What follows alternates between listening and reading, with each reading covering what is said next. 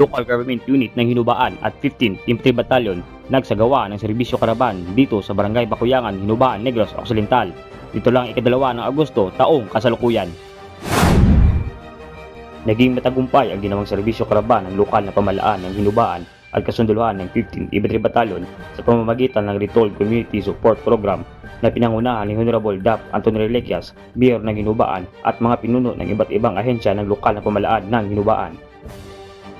Isa sa mga serbisyo na dinala ng RCSP team ay ang libreng medical check-up, tuli, gupit at pagbibigay ng school supply sa mga kabataan at mahigit sa 200 katao ang nakatanggap ng libreng serbisyo galing sa pamahalaan.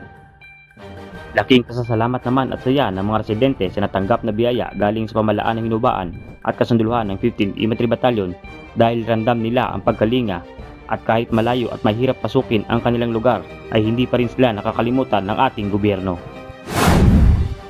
Yan ang ating naming balita sa araw na ito mula rito sa Barangay Bakuyangan, Hinubaan, Negros Occidental. Para sa Leon Pilat TV News, kamatuoran, pakadto sa katawhayan. J. Bugarso, nag-uulat.